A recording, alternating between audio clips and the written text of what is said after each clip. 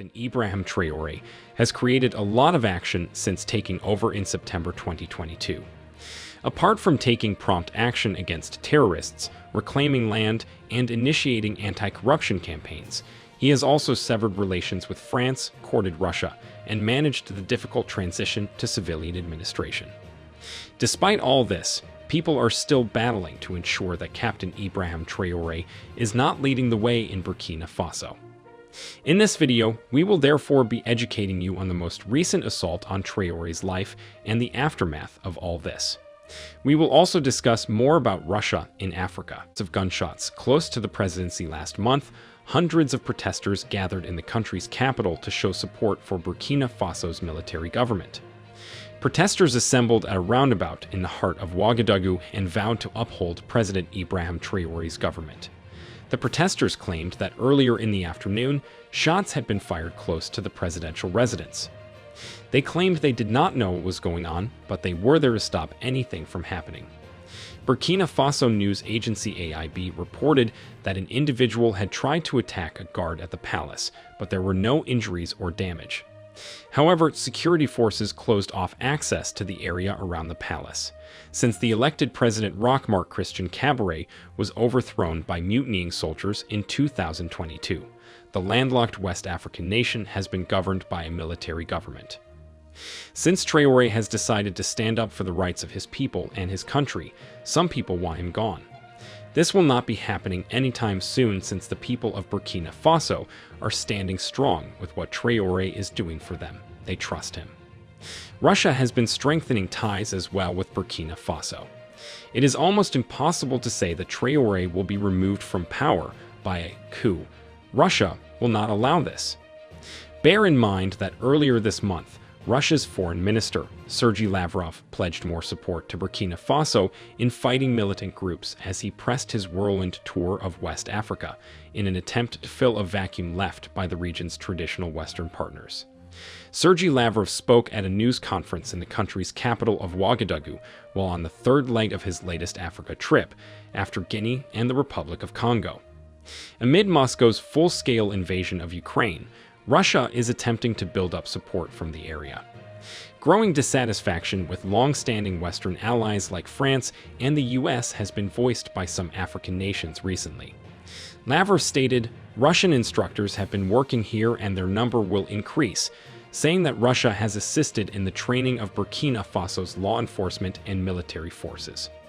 "We have supplied and will continue to supply military equipment to help strengthen Burkina Faso's defense capability and allow it to eliminate the remaining terrorist groups." Lavrov expressed gratitude for Burkina Faso's objective and fair stance on the conflict in Ukraine. He said they were prepared to lend their support to Africans fighting for their right to be free of neo-colonial control. Under the leadership of Captain Ibrahim Traoré, Burkina Faso has strengthened its military cooperation with Russia, seeking support from Moscow in its fight against armed groups.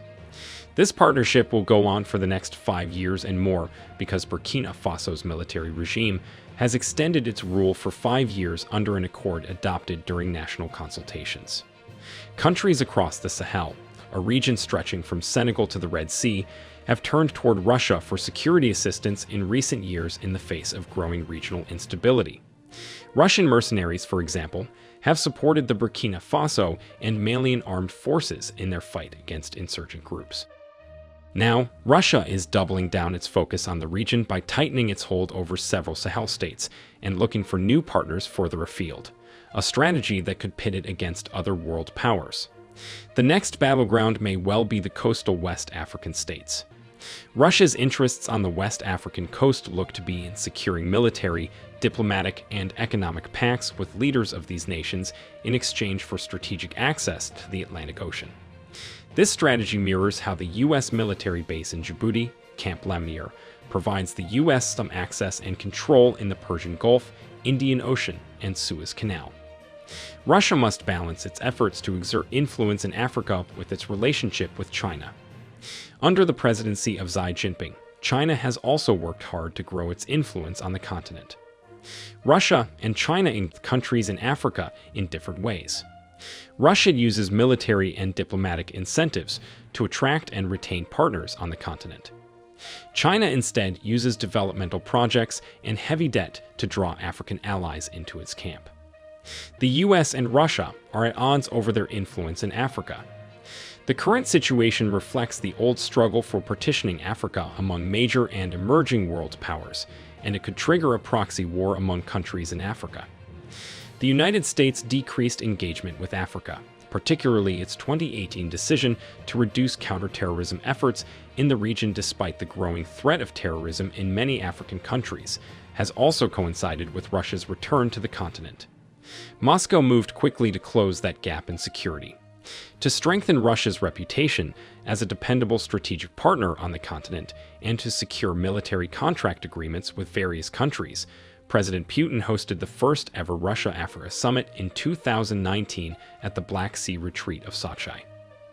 17 African heads of state attended the second Russia-Africa summit in July 2023, despite the war, sanctions, and pressure from the West. There, they signed various agreements with Russia on preventing an arms race in space, cooperating in information security, and fighting terrorism on the continent. Moscow also pledged to write off further debt. During this summit, Putin also promised to deliver grain to some 6 African countries. In November of last year, Russia's agriculture minister said Moscow had begun free shipments of grain totaling up to 200,000 tons to 6 African countries, as promised by President Vladimir Putin. It will also be good to know that Burkina Faso, a landlocked nation of 20 million, has been ravaged in the past 8 years by violence from extremist groups loosely affiliated with Al-Qaeda and the Islamic State group, and from the fighting between government forces and the militants.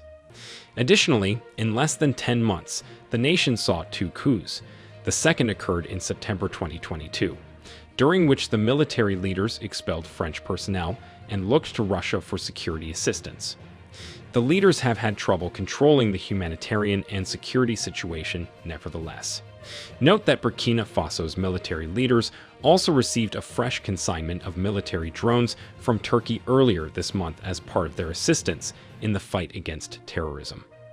Also bear in mind that for the second consecutive year, Burkina Faso has led the list of the most overlooked crises in the world, according to the Norwegian Refugee Council. According to the relief agency, 6.3 million out of 20 million people, many of whom are starving, will require humanitarian assistance this year. There are still 2 million internally displaced individuals, and about 60% of them are children.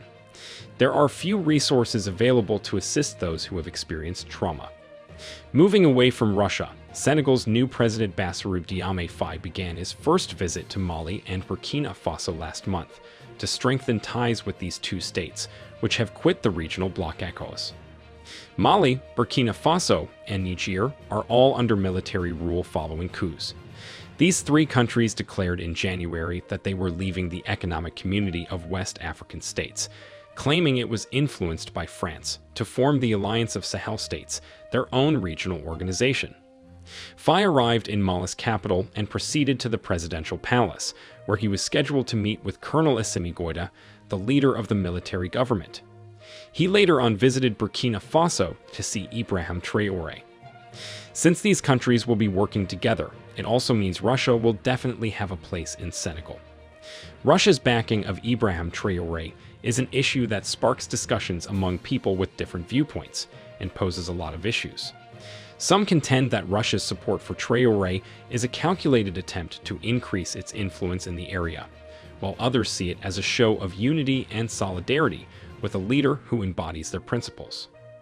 Whatever the reasons for Russia's backing, it is obvious that this partnership has important ramifications for Russia as well as Traoré. Traoré feels more legitimate and more secure in his place on the global scene with the support of a powerful nation such as Russia.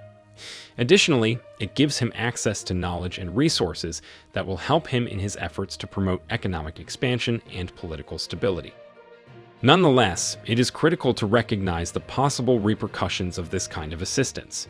The partnership may help Traoré in the near run, but it's unclear what will happen to his nation and its people in the long run.